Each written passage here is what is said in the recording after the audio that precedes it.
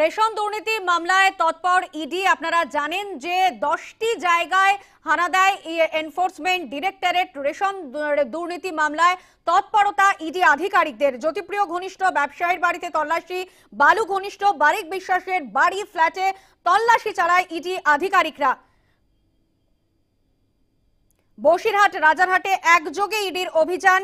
বারিকের flat, বাড়ি এবং rice মিলে তল্লাশি চালায় তারা। একেবারে 10টি জায়গায় হানা ইডি আধিকারিকদের।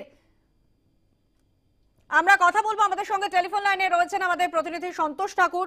সন্তোষ, আমরা দেখেছি সকাল থেকেই এই চিত্র, কি আপডেট রয়েছে? দেখো, এখনো পর্যন্ত ইডি আধিকারিকরা রেশন দুর্নীতি মামলা রাজারহাটে আবাসনে যে বারিক বিশ্বাসের ফ্ল্যাট, সেই ফ্ল্যাটে এখনো পর্যন্ত ইডি আধিকারিক তল্লাশি চালাচ্ছেন। ফিফথ ফ্লোর যেহেতু তার ফ্ল্যাট, এবং সেই 5 তলায় বারিক বিশ্বাস নেই, কিন্তু তার পরিবারের লোকজনরা আছেন।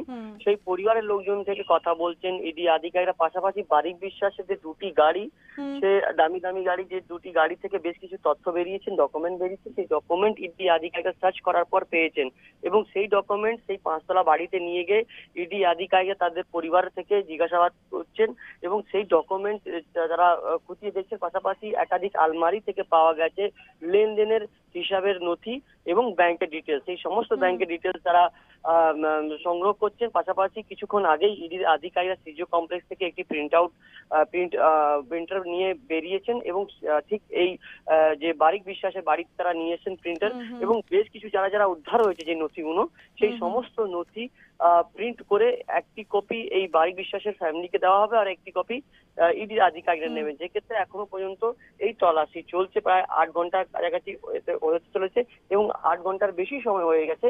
ইডি আধিকারিকরা এখনো পর্যন্ত এই রেশন দুর্নীতি মামলা, অর্থাৎ এই জ্যোতিপ্রিয় মল্লিকের ঘনিষ্ঠ ব্যবসায়ী বারিক বিশ্বাসের বাড়িতে ইডি আধিকারিকরা এখনো তল্লাশি চালাচ্ছেন।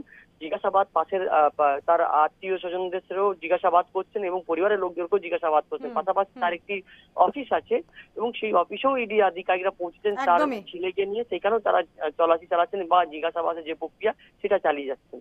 ধন্যবাদ সন্তোষ। আমরা কথা বলছিলাম আমাদের প্রতিনিধি সন্তোষ ঠাকুরের সঙ্গে।